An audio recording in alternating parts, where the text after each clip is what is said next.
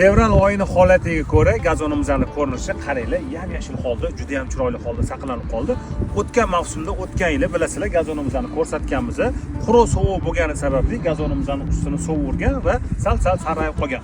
Bu mavsumda qorlar ko'p yog'di, sababi sovuq bo'lganda, usti qor bo'lganda qor ustini sovurgan, gazonga yetib bormagan. Mana pils havoga kirdi, qorlar ham eridi, gazon usti ko'rib turganingdek yam-yashil holda saqlanib qolgan. Bilasizlar, biz anchadan beri video postimizda ham anchadan beri sizlarga yangi ma'lumotlarni olib chiqmayapmiz. Sababi yog'ingarchiliklar ko'p bo'ldi, qishda ishimiz ham kam bo'ldi, to'g'risi. Bizning blogimizda faqat gazon haqida ma'lumot berganimiz uchun boshqa mavzularni olib chiqamiz. Biz bu qishim bilan mavsumni bekor yurganimiz yo'q, yangi texnikalar olib keldik. Ipra gazon jamoasi kengayapti, havasini sizlarga mana kun isyapti, ishlarimizni boshlaymiz. Alohida video post qilib, chiroyli ma'lumotlarni, yangi ma'lumotlarni berib o'tishda davom etamiz. Mana bugundan уже qo'limizda havolar yaxshi. Bahorga mavsumga urug' sepishlariga ham tayyorgarchilik ko'ramiz. Hammalarga rahmat. Bizani kuzatib boryapsizlar.